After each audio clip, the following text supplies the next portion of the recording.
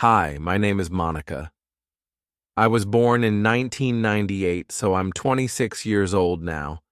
Today, I want to share something very close to my heart, the story of my family. This story is not just about me. It's about the people who shaped my life, stood by me through every challenge, and taught me the true meaning of love.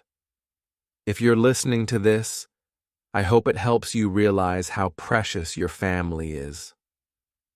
Let's begin. My mom's name is Sarah. She is 50 years old and a homemaker. But to me, she is so much more. She's my guide, my safe place, and my biggest cheerleader. She has always been my source of strength, especially during the toughest moments of my life.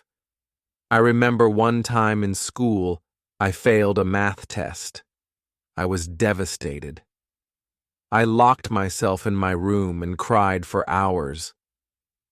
When my mom came to check on me, she didn't scold me or show any disappointment. Instead, she sat beside me, wiped my tears, and said, "Monica, failure doesn't define you. It's just a stepping stone. You fall, you rise, and you try again." Her words gave me hope, and I worked harder than ever. The next time, I didn't just pass, I topped the class. My mom is the heart of our home. She cooks the most amazing meals, and every bite feels like love. She makes the house warm and comforting, always filling it with her laughter and care. She never complains, even though I know how much work she does for all of us. My dad's name is Michael. He's 54 years old and works as a businessman. To me, he's more than just my dad. He's my hero. My dad has always been my role model. He's the one who taught me to believe in myself and never give up. Whenever I feel scared or unsure about something, I think about what he once told me. "Monica, no one in the world is better than you. Walk with confidence, and the world will follow." I'll never forget the time I had to perform in a school play. I was so nervous that I wanted to quit. But my dad spent hours helping me practice, and he even watched me rehearse the same lines over and over without complaining. On the day of the play, he sat in the front row, clapping louder than anyone else. That's my dad, always my biggest supporter, always pushing me to do my best. Now let's talk about my brother Daniel. He's 24 years old and a bit of a troublemaker, but he's also my protector. If you have a brother, you know how they can drive you crazy one moment and make you feel safe the next. One day at school, some boys were making fun of me. When Daniel found out, he didn't hesitate for a second. He marched up to them and said, "If you even look at my sister again, you'll regret it."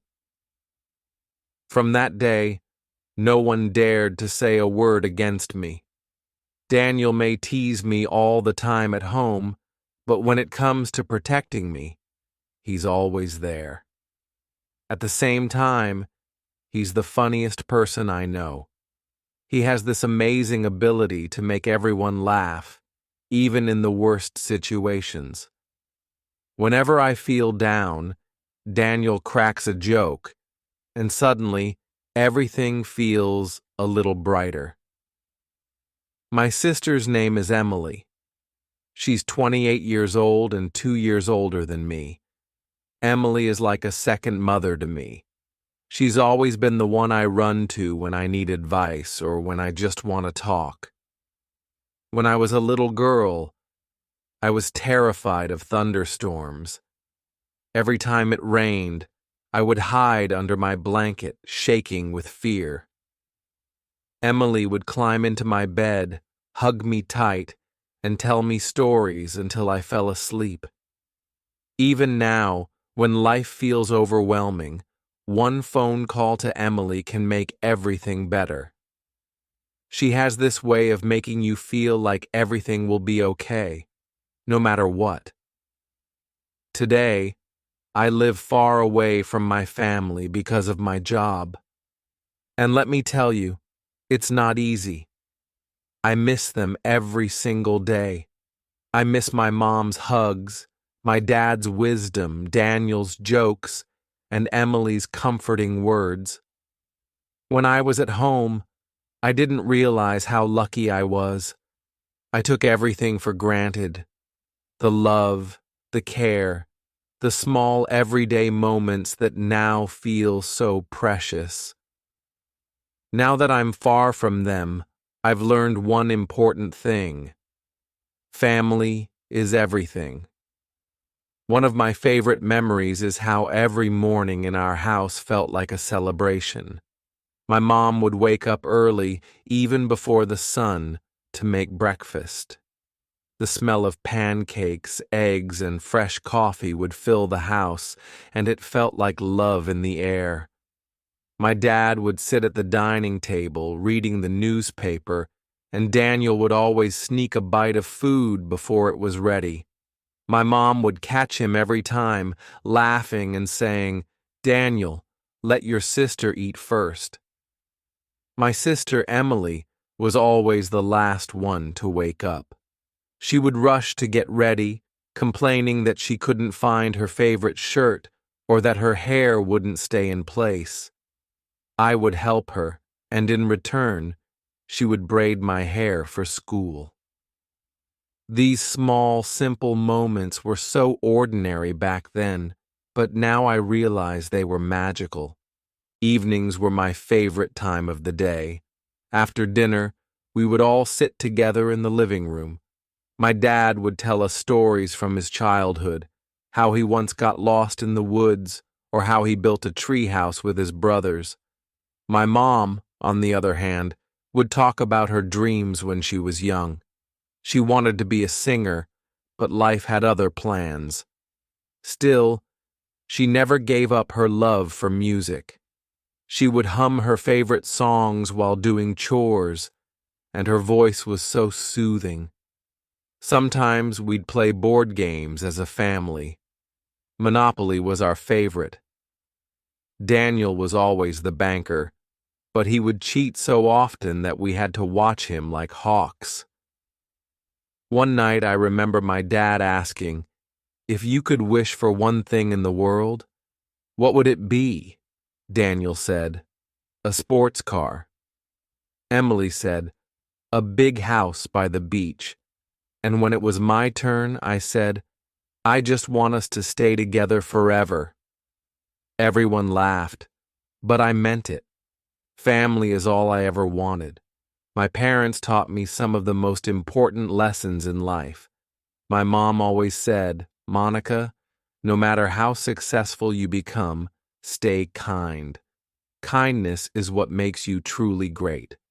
And my dad, he always reminded me, "Life will not always be easy, but you have a family who loves you.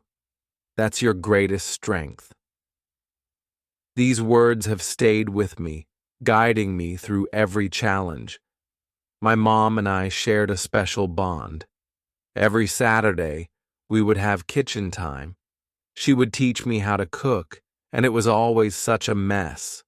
Flour everywhere, bowls falling off the counter, but we laughed through it all. She would say, "One day, when you cook for your own family, you'll remember these lessons." And she was right. Now every time I cook, I feel like she's right there with me, guiding me. One day, when I was about 14, I had a big fight with my best friend. I came home crying, and my dad found me sitting on the porch. He sat down next to me and said, "Monica, not everyone will stay in your life. Friends may come and go, but your family is forever." At the time, I didn't fully understand what he meant, but now, years later, I realize how true those words are. Whenever I was sick, Emily would bring me soup and read me stories to cheer me up. She always knew how to make me smile, even when I didn't feel like it. One winter, I caught a terrible cold, and Emily stayed up all night taking care of me. She even missed her favorite concert just to be by my side. That's the kind of love only a sister can give. Daniel, of course, was the prankster of the family. He once put salt in my tea instead of sugar, and I spat it out all over the table. He laughed so hard that he fell off his chair. But Daniel also had a softer side. When I was sad, he would sit with me and tell me funny stories until I laughed again. He might have been annoying at times, but he always knew how to cheer me up. Now there are days when I come home after work and the house feels so empty. No mom to ask how my day was, no dad to share his wisdom, no Daniel to make me laugh, and no Emily to hug me. I've realized that the true meaning of happiness isn't in big achievements or fancy things. It's in the people you love. It's in the small moments that make life beautiful. Now, I want to share something that makes my family truly special: the sacrifices they made for me and my siblings. These sacrifices are the reason I am who I am today. When I was younger, I didn't understand what my parents did for us. But now, as I look back, I can see how much they gave up to make sure we had a good life. Let me tell you about my dad. He worked so hard every single day. He owned a small shop where he sold tools and hardware. It wasn't a big business, and there were days when he barely made enough money, but he never let us feel it. I remember one winter when I needed a new coat for school. My old coat had holes in it, and I was embarrassed to wear it. I didn't want to ask my dad because I knew money was tight, but he noticed anyway. One evening, he came home with a brand new coat for me. He handed it to me with a smile and said, "Monica, a princess should never feel cold." I later found out that he skipped his lunch for 2 weeks to save enough money for that coat. When I think about that moment now, my heart feels so full. My mom's sacrifices were different, but just as powerful. She gave up her dreams to be there for us. As I told you before, she wanted to be a singer, but she chose to be a full-time mom instead. One day I asked her, "Mom, do you ever wish you had followed your dreams?" She smiled and said, "I did follow my dream. My dream was to raise you, Emily, and Daniel. You three are my greatest songs." That answer made me cry. She never saw her sacrifices as a loss. To her, we were worth everything. Let's talk about Emily. She had a chance to study abroad when she was in college. She was so excited about it. She had always dreamed of seeing the world. But when my dad fell sick one year and couldn't work, Emily gave up her dream to stay and help the family. She took on a part-time job to support us. She never complained, even though I knew it hurt her to let go of that opportunity. She once told me, "Monica, dreams can wait. Family comes first. Now Daniel, my protective, brave brother." There was a time when our family was going through a very tough financial period. I was in high school and wanted to join a school trip, but it was expensive. I decided not to go, but Daniel couldn't stand to see me upset. He started working small jobs, mowing lawns, delivering newspapers, just to save enough money for me to join that trip. When he gave me the money, he said, "You deserve to have fun, Monica. Don't worry about anything else. I couldn't believe he did that for me. That trip became one of the happiest memories of my life, all because of my brother's love. It wasn't just the big sacrifices. It was also the small things that showed how much my family cared. My mom staying up late to sew my torn school uniform so I wouldn't feel embarrassed. My dad walking me to school in the rain because I forgot my umbrella. Emily sharing her favorite dress with me even though I spilled juice on it once. Daniel sneaking chocolate bars into my backpack whenever I was sad. These small acts of love made me realize that family isn't about grand gestures. It's about showing up for each other every single day. One night when I was about 16, I overheard my parents talking. My dad said, "I don't care if we don't have much. As long as the kids are happy, we have everything we need." Hearing that broke me and healed me at the same time. I realized that everything they did, every sacrifice, every struggle, was for us. It taught me that family is about putting others before yourself. It's about love that asks for nothing in return. Living far from my family now, I understand the weight of their sacrifices even more. Every success I achieve feels like it belongs to them too, because they built the foundation for it. I call my mom almost every day. She always says, "Monica, don't forget to eat."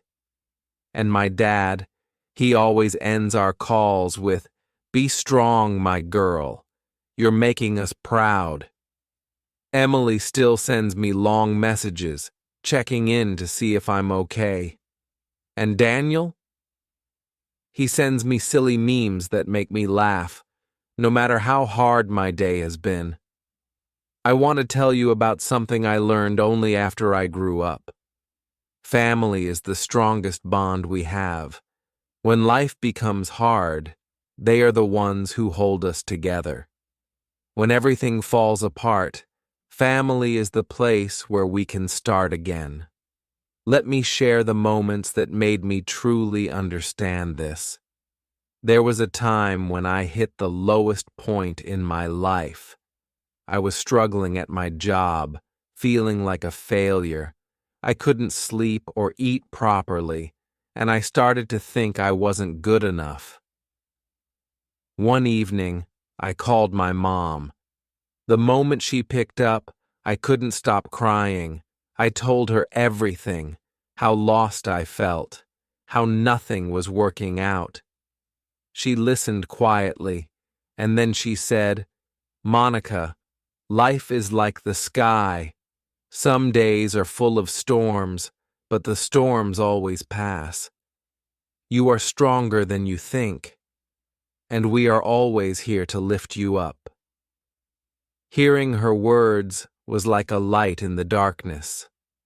I realized I wasn't alone, and that gave me the courage to keep going. When I visited home a few months later, my dad took me for a walk. We didn't say much at first, just walked side by side. Then, he turned to me and said, "Monica, do you know why trees grow so strong?" I shook my head. And he continued, "They have deep roots. No matter how strong the wind is, the roots hold the tree steady. Family is your roots. Whenever life feels too hard, remember where you come from. You'll always find your strength there." Those words stayed with me. I think about them whenever I face a challenge. Emily gave me the best piece of advice I've ever received. She said, "Monica, don't chase perfection, chase happiness. And remember, the happiest moments in life are always with family." She was right. The best memories I have are the simplest ones. Sitting on the kitchen floor with Emily, eating cookies and laughing at silly jokes. Watching my dad read bedtime stories, his voice calm and comforting. Helping my mom in the garden, feeling the sun on my face. These moments didn't cost anything, but they are worth more than anything I could ever buy. Daniel, my brother, has his own way of showing love. When I moved far from home, he sent me a letter. It wasn't long, but it meant everything to me. He wrote, "Monica, no matter how far you are, remember this. You have a home, and it's not just a place. It's us. We are your home." Reading those words made me cry. It made me realize that family isn't about being perfect. It's about being there for each other, no matter what. Now that I live on my own, I've learned something important. Success, money, and achievements can feel empty without people to share them with. Family is not just the people who raised you. It's the people who stand by you when no one else does. It's the love that never asks for anything in return. If you are lucky enough to live with your family right now, hug them. Tell them how much you love them. Don't wait for the right moment to show your gratitude. It's always the right moment. And if you're far from your family, call them. Send them a message. Let them know they are in your heart. Life moves fast, and we often forget what really matters. But let me tell you this. No matter how successful you become, no matter how far you go, you will always look back and realize that family was your greatest treasure. Family is like a tree. The branches grow in different directions, but the roots remain the same. These roots give you strength when you feel weak. They remind you of who you are when the world tries to change you. Hold on to them. Fight for them. Because in the end, it's not the house, the job, or the money that stays. It's the love of your family that makes your life meaningful. Before I end this story, I want you to close your eyes and think about your family. Think about the times they helped you, supported you, or simply made you smile. Now promise yourself this. No matter how busy life gets, no matter how far you go, you will never forget to love them, cherish them, and thank them for being your foundation. Because family isn't just part of your life. It is your life. Take care of your family, and they will take care of you in ways you can't imagine. That's the greatest gift you'll ever have. Thank you for listening. I hope this story touched your heart as much as it touched mine.